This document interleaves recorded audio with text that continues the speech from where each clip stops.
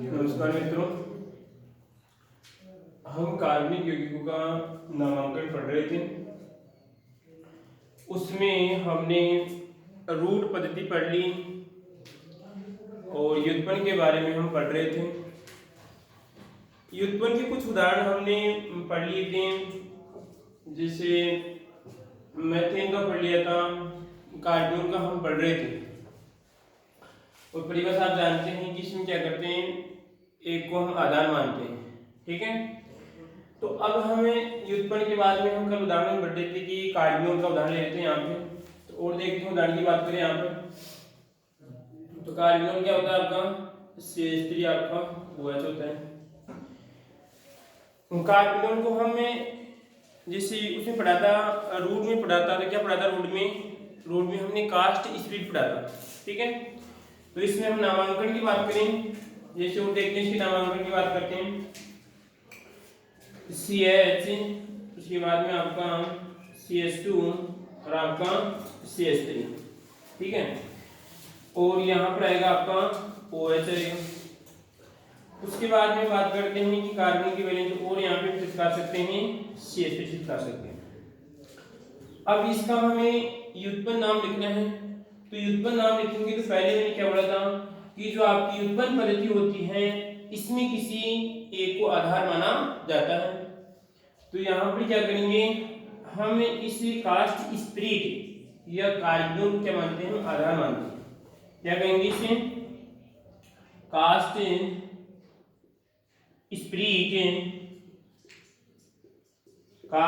Split या carbinol.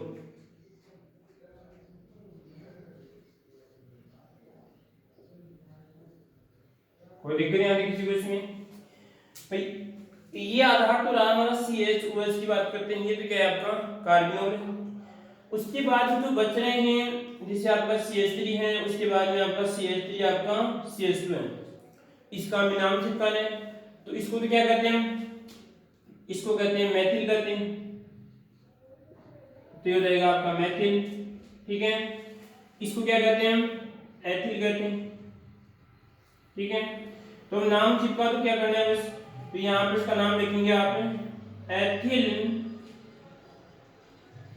और आपका मैथिल कार्बिनोल, या कार्बिनोल लिख सकते हैं, कास्ट स्प्लिट लिख सकते हैं। तो यहाँ पे आएगा आपका कार्बिनोल।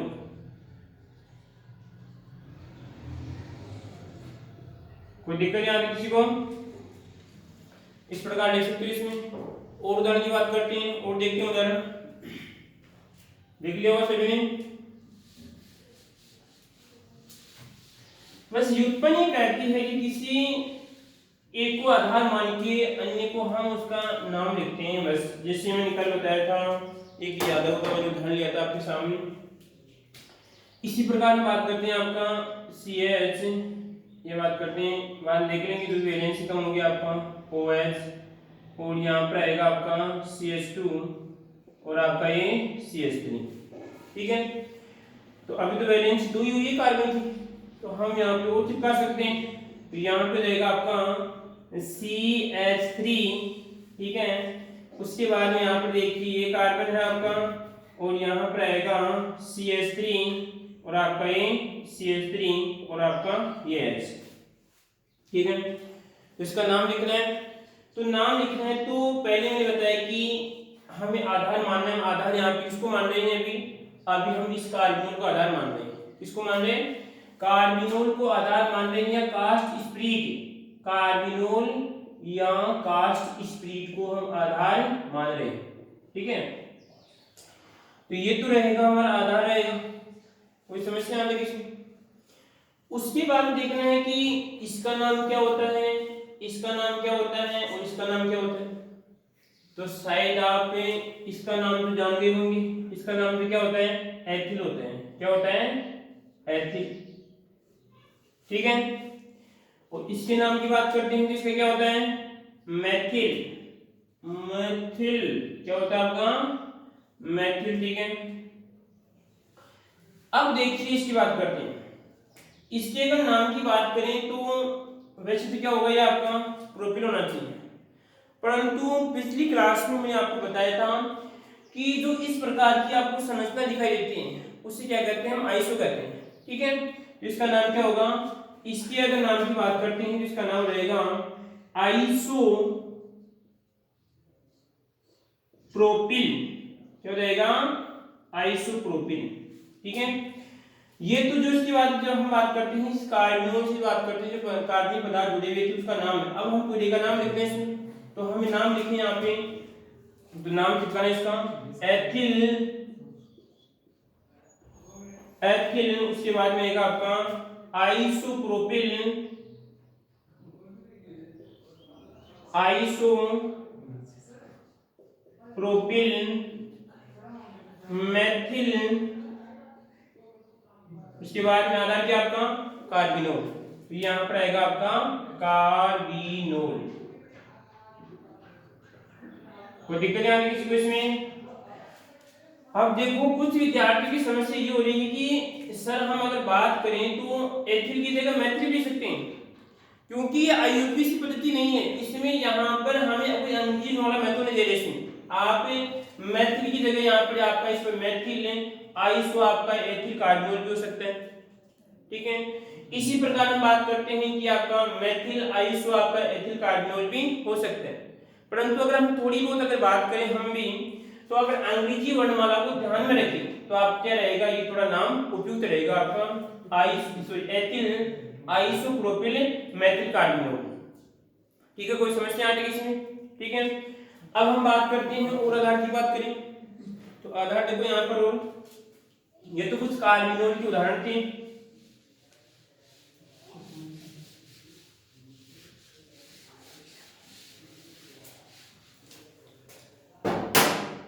अब देखो उसके बाद में हम बात करते हैं एसिटिक अम्ल, acetic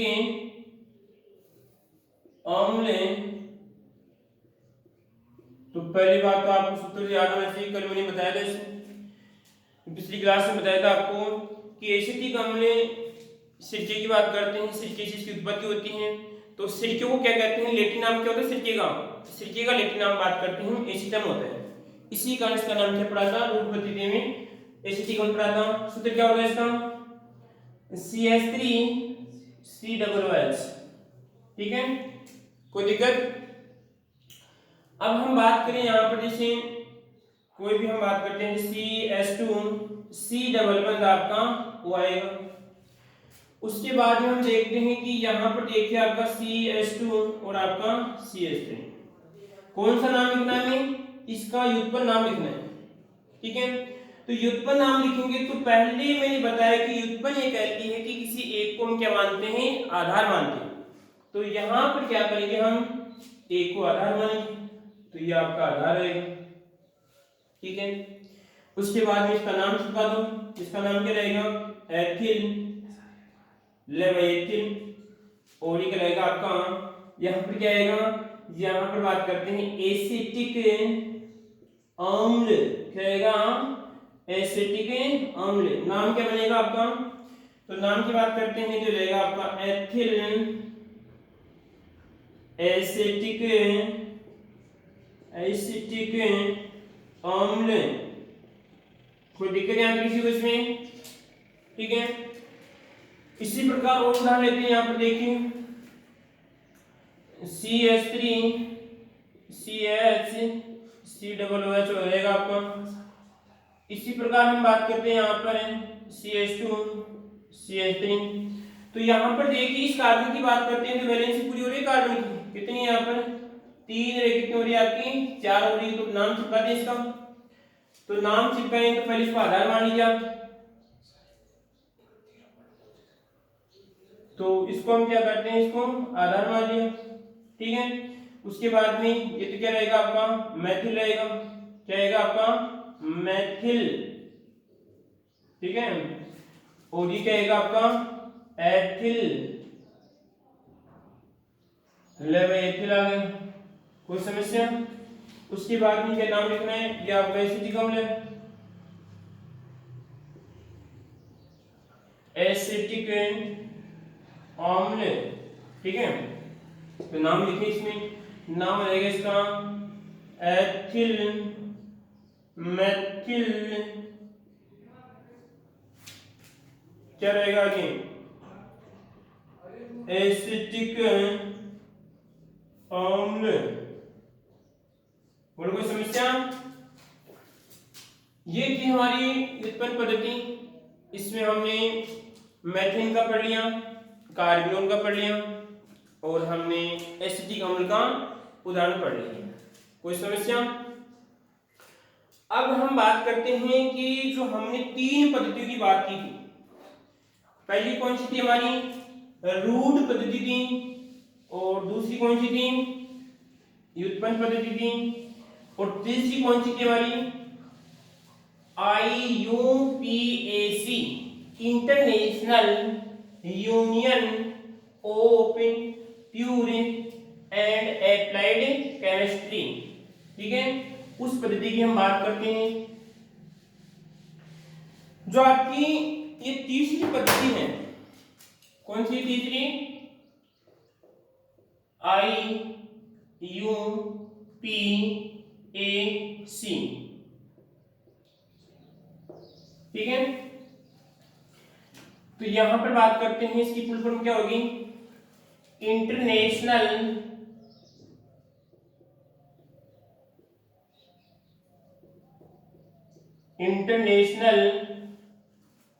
union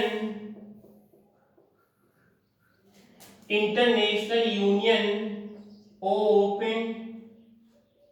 pure and applied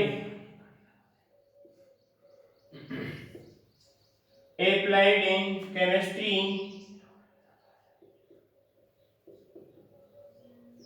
ठीक है, कोई दिक्कत।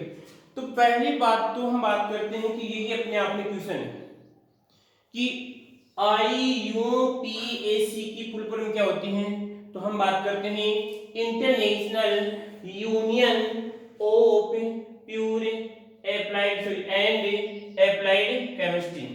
ठीक है, कोई दिक्कत यहां तक? अब दूसरी बात देखिए कि जो हमने दो पद्धतियां पढ़ी, कौन कौन सी पढ़ी, दो पद्धतियां पढ़ी, कौन कौन सी पढ़ी थी, रूट और व्युत्पन्न पढ़ी थी। तो अब जो रूट और व्युत्पन्न पद्धति होती हैं उसकी हम बात करेंगे, जिससे हम बात करते हैं किसी व्यक्ति के दो नाम होते हैं। क्या होते हैं, दो नाम होते हैं। तो एक तो घर का नाम होता है, जैसे कोई भी, जैसे हम बात करते हैं मंगल है, तो अब मंगल को हमें और जैसे लाड प्यार से इसका और घर का नाम निकालेगा कुछ और। ठीक है, तो जो उसका लाड प्यार का नाम है वो तो केवल घर में ही प्रचलित है। ठीक है, और जो उसका मंगल नाम है वो बात करते हैं पूरे, हम बात करते हैं आसपास का जो भी उसका एरिया है वहां पर जो भी है उसका जो परिचित लोग हैं या बात करते हैं अपरिचित हैं उनसे बात करते हैं, कौन सा नाम रहेगा, मंगल रहेगा। इसी प्रकार हम बात करते हैं कि जैसे आम की बात करते हैं, किसकी बात करते हैं, आम की बात करते हैं। ठीक है, अब आम के नाम से तो हम बात में मान के अधिकतर इसको आम से नाम भी जानते हैं, परंतु जैसे हम विश्व की बात करें, किसकी बात करें, विश्व की बात करें, तो क्या विश्व में भी इसी नाम से जानते हैं इसे? तो यहां पर बात करते हैं इसका एक वैज्ञानिक नाम होता है, कौन सा नाम होता है, वैज्ञानिक नाम होता है मेंजिफेरा, मेंजिफेरा इंडिका, मेंजिफेरा इंडिका नाम होता है। तो ये नाम तो केवल इसका जैसे आसपास की बात करते हैं, जैसे हम बात करते हैं भारत में इसका ये नाम यूज कर सकते हैं, परंतु अगर हम पूरे विश्व की बात करते हैं, पूरे विश्व की बात करते हैं तो कौन सा नाम रहेगा आपका, मेंजिफेरा इंडिका के नाम से हम क्या करेंगे, इसको पहचानेंगे। ठीक है, जैसे बात करते हैं कि हमारे शहर में कोई बड़ी बड़ी जैसे आपकी जो वेजिटेबल्स बात करते हैं या जो फल फ्रूट की दुकानें होती हैं उस पर जो आम होता है, आम की बात करते हैं, जहां पे आम का स्टोरेज होता है वहां पे क्या लिखा होता है, मेंजिफेरा इंडिका लिखा होता है। ठीक है, क्योंकि जो ये नाम होता है ये नाम पूरे विश्व में प्रसिद्ध है, ये बात करते हैं पूरे विश्व में प्रसिद्ध है। ठीक है, उसी प्रकार हम बात करते हैं कि जो ये IUPAC क्या करती है कि कार्बनिक यौगिकों के इस प्रकार के नामांकन की उत्पत्ति करती है जो आपकी पूरी विश्व में क्या होते हैं, प्रसिद्ध होते हैं। ठीक है, कोई दिक्कत ये नहीं कि रूट में क्या होगा, जैसे रूट की बात करें यहाँ पर, जैसे मान लीजिए हमारा भारत है या आपका कोई अमेरिका है जो भी है, हम देश की बात करें, देश जो भी यहाँ बनते हैं, उदाहरण की बात करें, यह आपका भारत है और आपका ये अमेरिका है। अब जैसे कोई भी रूट नाम था हमारा, तो भारत में उसका रूट नाम अलग हो सकता है और अमेरिका में रूट नाम अलग हो सकता है, परंतु जो IUPAC नाम है वो दोनों देशों में क्या रहेगा, बिल्कुल समान रहेगा। आई बात समझ में? ठीक है, कोई दिक्कत यहाँ देखिए इसमें। तो IUPAC नाम बात करते हैं विश्व में प्रसिद्ध क्या होते हैं, नाम होते हैं, और इस IUPAC पद्धति से हम क्या करते हैं, लगभग सभी कार्बन यौगिकों के नामांकन आसानी से कर सकते हैं। ठीक है, कोई दिक्कत नहीं आती किसी को इसमें। तो देखते हैं क्या होती है आपकी IUPAC। पहली बात तो आपको फुल फॉर्म याद होनी चाहिए, international union of pure and applied chemistry. ठीक है, कोई दिक्कत इसमें? अब देखो आगे उसके बाद में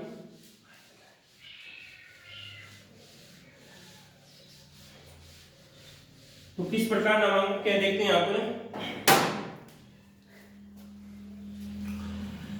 जो IUPAC पद्धति कहती है कि इसके नामांकन करने के लिए मुख्य रूप से 3 नियम है। कितने नियम होते हैं? 3 नियम होते हैं, और इनके द्वारा हाइड्रोकार्बन का नामांकन जैसे बात करते हैं, इसमें आएगा आपका एल्केन, ठीक है, और हम बात करते हैं आपकी एल्कीन और आपका एल्काइन, इनकी बात करेंगे। ठीक है, IUPAC बात करते हैं कि कार्बनिक यौगिकों को 3 भागों में विभाजित कर रखिए यहाँ पे, एल्केन, एल्कीन और आपका एल्काइन। ठीक है, तो यहां पर देखते हैं कि पहले जब हम बात करें कि किसी भी कार्बनिक यौगिक का नामांकन लिखते हैं, ठीक है, तो यहां पे बात करते हैं कि IUPAC कहती है कि किसी कार्बनिक यौगिक में जितने कार्बन हैं तो उसको बात करते हैं एक पूर्व लगन के साथ लिखा जाएगा। जैसे हम बात करें यहां पर देखिए, अगर हम बात करते हैं C1 2 3 और आपकी 4, ठीक है, तो 4 क्या लिखेंगे इसमें, 1 2 3 4, तो यहाँ पे क्या आएगा आपका ब्यूटाइल, क्या आएगा आपका ब्यूटाइल। ठीक है, तो पहले हम उस सारणी की बात कर लेते हैं कि किसी कार्बनिक श्रृंखला में जितने कार्बन होते हैं तो उनका क्या लिखा जाता है, उसका पूर्व लग्न, क्या लिखा जाता है, पूर्व लग्न, क्या आएगा, पूर्व लग्न। लग्न का मतलब होता है यहाँ पर जुड़ना, क्या होता है, जुड़ना होता है, और पूर्व का मतलब होता है पहले। आई बात समझ में? ठीक है, पूर्व लग्न का मतलब क्या होता है, पहले, और लग्न की बात करते, सॉरी, पूर्व का क्या होता है, पहले, और लग्न का मतलब क्या होता है, जुड़ना। इसी प्रकार एक होता है आपका अनुलग्न, क्या होता है आपका अनुलग्न। ठीक है, तो इसमें भी क्या होता है, लग्न का मतलब क्या हो जाएगा, लग्न का मतलब होता है जुड़ना, और अनु का मतलब होता है पीछे, क्या होता है, पीछे। अगर हिंदी में बात करते हैं तो इसे क्या कहते हैं, इसे उपसर्ग कहते हैं, और इसे क्या कहते हैं, हम प्रत्यय कहते हैं। ठीक है, कोई दिक्कत? तो हम सारणी की बात करें तो पहले हम कितने कार्बन होंगे, अगर एक कार्बन होगा तो उसका क्या पूर्व लग्न आएगा, अगर 2 कार्बन होगा तो उसका क्या पूर्व लग्न आएगा, 3 होगा तो क्या पूर्व लग्न आएगा, उसकी बात कर लेते हैं। ठीक है, तो देखो यहाँ पर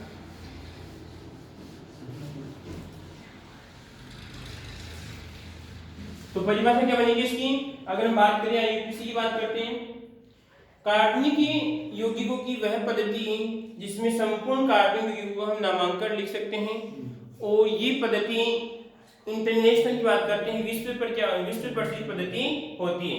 ठीक है, तो यहाँ पर देखते हैं, इसमें देखो यहाँ पर कार्बन की संख्या,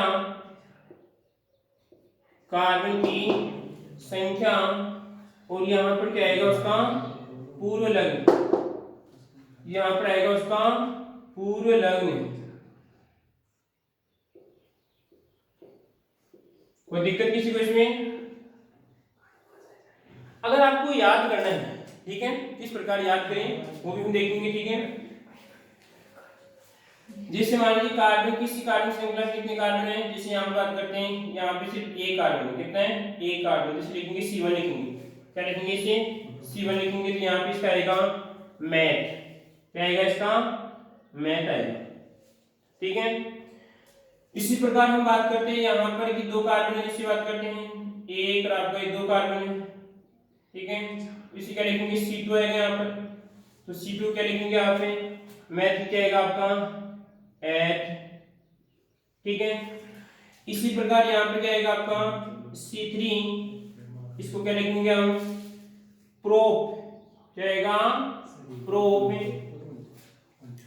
इसी प्रकार C4 है, उसको क्या लिखेंगे हम, C4 को लिखेंगे ब्यूट, क्या लिखेंगे ब्यूट।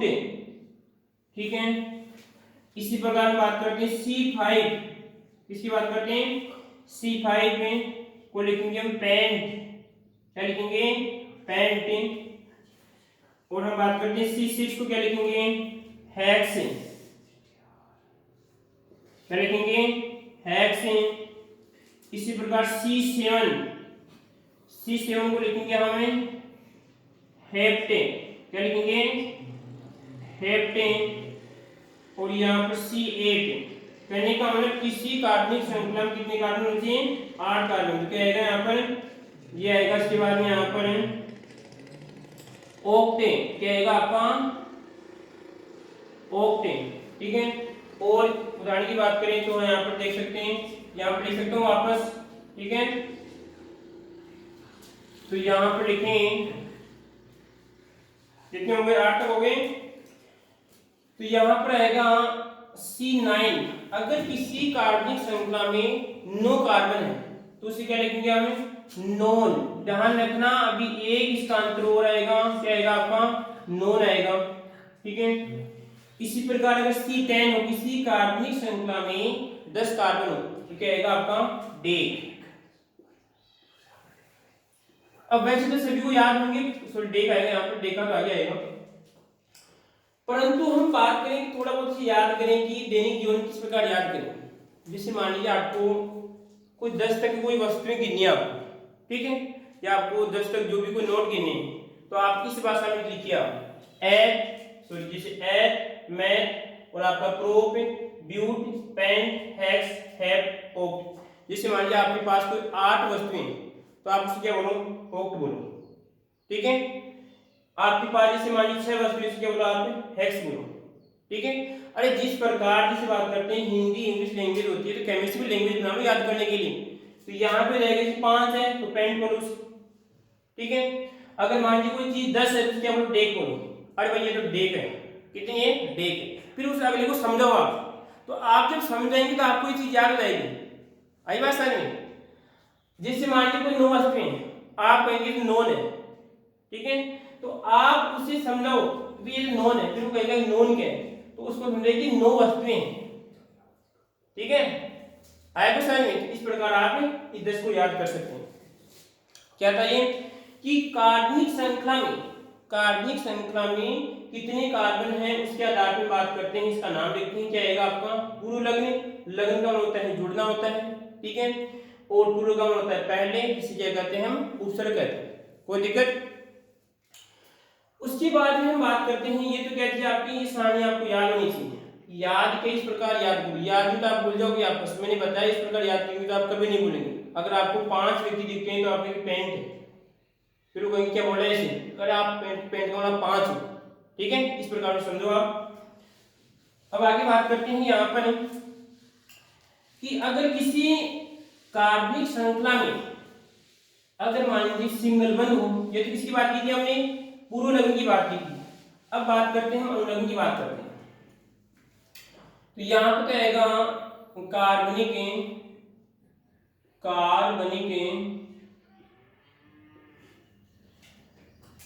कार्बनिक श्रृंखला में बंधे की संख्या, ठीक है, बंध की संख्या का मतलब यहाँ पे कि कार्बन के मध्य कार्बन कार्बन के मध्य की बात करते हैं यहाँ पर, कार्बन के मध्य की बात करेंगे, ठीक है। इसी प्रकार अब देखिए यहाँ पर हम बात करते हैं कि पहली बात की हमने पूर्व लग्न की बात की, अब बात करते हैं अनुलग्न की बात करते हैं। तो अनु का आप जानते हैं क्या होता है अर्थ, अनुलग्न का मतलब होता है, क्या होता है अनु का, अनु की बात करते हैं यहाँ पे पीछे आता है, और लग्न का होता है जुड़ना होता है। अब जैसे हम बात करें यहाँ पर कि कोई कार्बनिक श्रृंखला जिसे बात करते हैं कार्बन में, कि कार्बन के मध्य सिंगल बंध है या डबल बंध है, या बात करते हैं ट्रिपल बंध है। तो यहाँ पर बात करते हैं कि ये आपकी कुछ दो कार्बन है, अगर दो कार्बन के मध्य केवल सिंगल बंध है, ठीक है, तो उसका क्या आएगा अनुलग्न, क्या आएगा इसका, यहाँ पर बात करते हैं क्या आएगा आपका एन आएगा, ठीक है। अब देखो यहाँ पर इस एन हिंदी से काम नहीं चलेगा इसे, क्योंकि यहाँ पर हम बात करते हैं जब आईयूपीएसी नाम लिखते हैं तो हमें इंग्लिश की आवश्यकता होती है, तो हमें यहाँ पर इंग्लिश लिखने क्या आएगी, इसकी बात करते हैं ANE, क्योंकि जब इसका आगे नामांकन करेंगे तो यहाँ पर हम बात करते हैं जैसे एन आएगा, उसके बाद में इन आएगी, उसके बाद में आइन आएगा। तो यहाँ पर जो अंग्रेजी का जो हम बात करते हैं जो पहला अक्षर आता है वो मोस्ट होता है, ठीक है। इसी प्रकार हम बात करते हैं कि जब कार्बन के मध्य क्या हो, डबल बंध हो, ठीक है।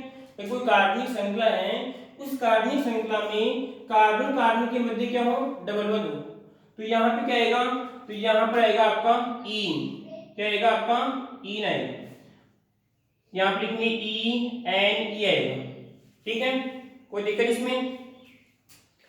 इसी प्रकार हम बात करते हैं एक, ये दो और आपकी तीन, कि कार्बनिक श्रृंखला में कार्बन के मध्य क्या हो, ट्रिपल बंध हो, कि पूरी श्रृंखला है उस श्रृंखला में जैसे बात करें उदाहरण की बात करते हैं, उदाहरण करें यहाँ पर ये कार्बन आ गया, ये कार्बन आ गया, ये कार्बन आ गया, ये कार्बन आ गया, और यहाँ पर कार्बन है, यहाँ पर आ गया ट्रिपल बंध आ गया, यहाँ पर आ गया। तो आप कहेंगे कि सर यहाँ पर भी एकल बंध है, आप बोलेंगे यहाँ पर कि सर यहाँ पर एकल बंध है, तो फिर तो एन आना चाहिए इसमें। मैं बात करूं यहाँ पर पूरी श्रृंखला की बात करूं इसमें, कि अगर पूरी श्रृंखला में कहीं पर आपको ट्रिपल बंध दिखता है तो फिर एन नहीं आएगा, क्या आएगा यहाँ पर आपका आइन आएगा, ठीक है। अब इसकी इंग्लिश क्या होगी, बताओ क्या होगी इसकी इंग्लिश, इसकी हो जाएगी YN और आपका E, ठीक है। कोई दिक्कत इसमें, कोई समस्या आ रही इसमें। ये तो था हमारा एकल बंध की बात की, ये डबल बंध की बात की, और आपकी ट्रिपल बंध की बात की। इसी प्रकार इसमें हो सकता है उदाहरण देखो यहाँ पर कार्बन और हम बात करते हैं यहाँ पर डबल बंध आपका ये कार्बन है, तो आप तो कहेंगे कि सर एन आना चाहिए, सिंगल बंध आ रहा है इसमें। हमें बात करते हैं कि पूरी श्रृंखला में देखना, अगर पूरी श्रृंखला में कहीं पर भी आपको डबल बंध दिखाई देता है तो वहां पर क्या आएगा आपका इन आएगा, और इन के काम जुड़ेगा आपका अनु का वाले पीछे जुड़ेगा। कोई दिक्कत इसमें। तो ये दो नियम थे आईयूपीएसी, पहला कौन सा है इसमें, पहला तो कार्बन की संख्या के आधार पर जो हमने पढ़ लिया था, ठीक है, कि एक कार्बन है तो ये कहेंगे, दो है तो ये कहेंगे, तीन है तो ये कहेंगे, ठीक है। उसके बाद में हमने क्या पढ़ लिया कि कार्बनिक श्रृंखला में अगर एकल बंध है तो क्या कहेंगे, द्विव है तो क्या कहेंगे, त्रिव है तो क्या कहेंगे, त्रि है तो क्या कहेंगे, ठीक है। अब आईयूपीएसी तीसरा नियम ये बताती है कि आईयूपीएसी जब नाम लिखते हैं तो तीसरा जो बिंदु आता है इसका, तीसरा बिंदु कहता है कि हम बात करते हैं यहां पर आपका अनुलग्न, सॉरी यहां पे आएगा आपका पूर्व लग्न,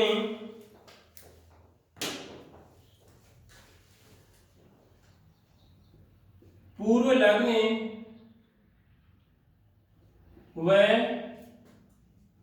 अनुलग्न को जोड़कर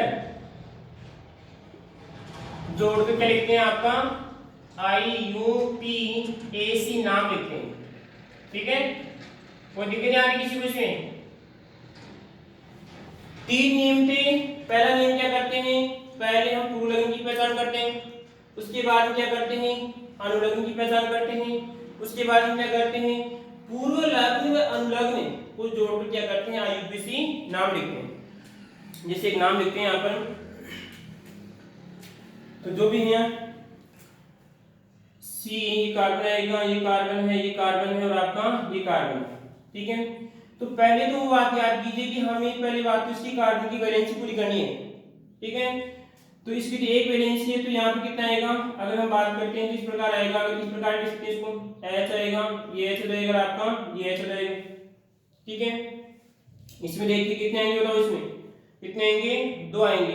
तो यहाँ पर आएगा आपका H और यहाँ पर आएगा आपका H आएगा। यहाँ पर देखिए यहाँ पर भी H आएगा और यहाँ पर आपका H आएगा। इसी प्रकार देखो इसमें 1 और 2 कम है इसकी, तो यहाँ पर 2 चिपका दो, 1 और आपका ये 2 चिपका दिया।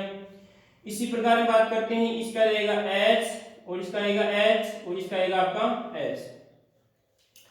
ये तो संरचना सूत्र है। अगर इसका सूत्र बनाएंगे तो क्या बनेगा इसका सूत्र, अगर हम बात करते हैं 1 2 3 4 5, तो C5 क्या आएगा आपका, C5 आएगा। कितने है, 1 2 3 4 5 6 7 8 9 10 11 और ये 12, कितने हैं, 12 है। तो 12 तो क्या लिखेंगे यहाँ पे H12, जो ट्रिक भी आएगी अभी आगे आ रही सूत्र की ट्रिक आ रही है, वो किसी पढ़ेंगे, हम एल्केन पढ़ेंगे। अब इसका आईयूपीएसी नाम लिखना है, इसको इस प्रकार लिख देते हैं, जो आपकी विस्तृत संरचना है इसको शॉर्ट में किस प्रकार लिख सकते हैं, CH3 CH2, उसके बाद में CH2 और आपका CH2 और आपका ये CH3, कोई दिक्कत इसमें। अब हम इसका आईयूपीएसी नाम लिख रहे हैं। सबसे पहले हमें क्या करना है कि सबसे पहले लंबी कार्बन श्रृंखला का चुनाव करना है। तो लंबी तो क्योंकि एक ही श्रृंखला है, क्या लंबी होगी केस में छोटी होगी। तो हमें देखना है कितने कार्बन है, 1 2 3 4 और 5। 5 को क्या कहते हैं, मैंने बताया था अभी, 5 को कहते हैं पेंट कहते हैं, क्या कहते हैं, पेंट कहते हैं।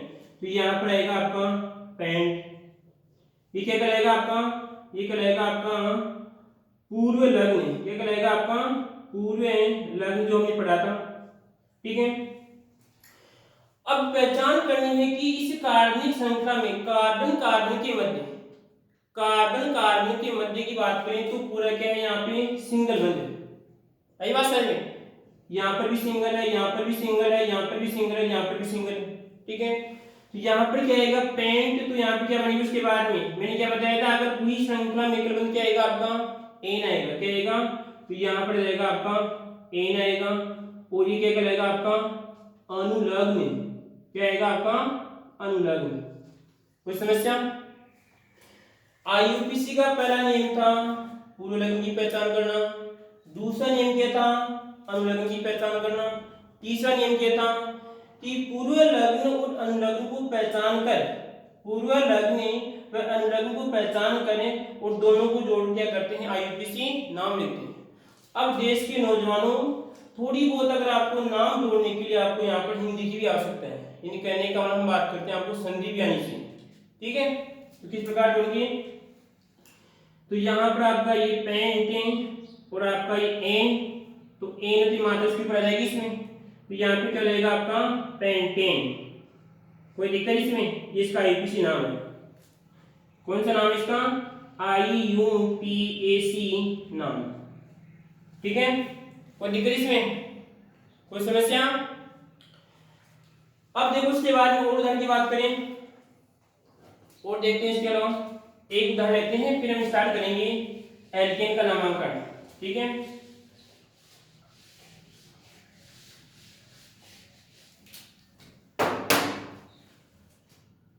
CH3 CH डबल बंद CH और आपका ये CH3। तो पहले तो देखना है कि इसकी वैलेंसी कितनी है, इसकी देखो 1 1 1 2 3 ये 4 हो गई, इसकी देखो इसमें 2 3 ये 4, इनको मिला के जैसे तो पूरा है। तो पहले पहचान करनी है, किसकी पहचान करनी है, पहले भी पहचान करनी है, हम बात करते हैं पूर्व लग्न की पहचान करनी है। तो पूर्व का मतलब हमें कार्बन की पहचान करनी है, देखो 1 2 3 और 4, 4 को क्या कहते हैं, हम सारणी को पढ़ो, क्या कहते हैं, 4 को कहते हैं हम यहाँ पर बात करते हैं ब्यूट, क्या कहते हैं, ब्यूट कहते हैं, ठीक है। इसी प्रकार देखिए हम बात करते हैं आगे हम बात करें कि उसके बाद ये प्लस आएगा, और हम बात करते हैं कि अब देखो श्रृंखला सिंगल बन गए, परंतु हम बात करते हैं कि यहाँ पर आएगा आपका डबल बंद है, ठीक है। तो डबल बंद को क्या लिखेंगे, यहाँ पर डबल बंद को लिखते हैं, याद कीजिए आपको इन, क्या लिखेंगे इन। अब दोनों को मिला के जोड़ दो यहाँ पर, तो यहाँ पर आएगा आपका ब्यूटेन, और आपका ये ब्यूट और जुड़ जाएगा, इसमें क्या रहेगा आपका ब्यूटीन। कोई दिक्कत इसमें, इसका एक नाम है, ठीक है। इसी प्रकार हम बात करते हैं एक उदाहरण, लास्ट की बात करें उदाहरण CH3 CH ट्रिपल बंद, और सॉरी यहाँ पे कार्बन है, ठीक है, और यहाँ पर आएगा आपका CH3, इसका चिपकाओ नाम क्या होगा, इसका नाम। तो देखो इसके नाम की बात करें यहाँ पर, वही सीधी सी बात है, पहले किसकी बात करनी है, पूर्वलग्न की पहचान करनी है, उसके बाद अनुलग्न की पहचान करनी है, फिर दोनों को मिला के लिखना है। तो यहाँ पर बात करते हैं कितने, 1 2 3 और ये 4, तो 4 को क्या कहते हैं, ब्यूट कहते हैं, क्या कहते हैं, ब्यूट कहते हैं, ठीक है। उसके बाद में क्या आएगा आपका, अब देखिए इस श्रृंखला में एक बंद है, परंतु हमें देखना है कि पूरी श्रृंखला में कहीं ना कहीं पर क्या आ रहा है, आपका ट्रिपल बंद आ रहा है, तो हमें ट्रिपल से मतलब यहाँ पे, तो क्या आएगा लास्ट में आयन, क्या आएगा आपका आयन आएगा, ठीक है। दोनों को मिलाएंगे तो क्या रहेगा आपका, जोड़ों क्या होता है ब्यूटेन, क्या हो जाएगा, संधि की बात करते हैं, कौन सी संधि रहेगी इसमें, कौन चाहिए संधि दीर्घ रहेगी इसमें, जो भी है आप देखना, ठीक है, रहेगी आपकी ब्यूटाइन, सॉरी आएगा आपका ब्यूटाइन, ठीक है। इस प्रकार चिपका सकते हो नाम आप। कोई समस्या आती है इसमें, कोई समस्या आती है इसमें, ये आपका ब्यूटाइन है, आपकी ये ब्यूटीन है, ठीक है। अब हम अगली क्लास में पढ़ेंगे एल्कीन, सॉरी एल्केन और एल्कीन, और बात करते हैं एल्काइन का नामांकन किस प्रकार करते हैं, ठीक है।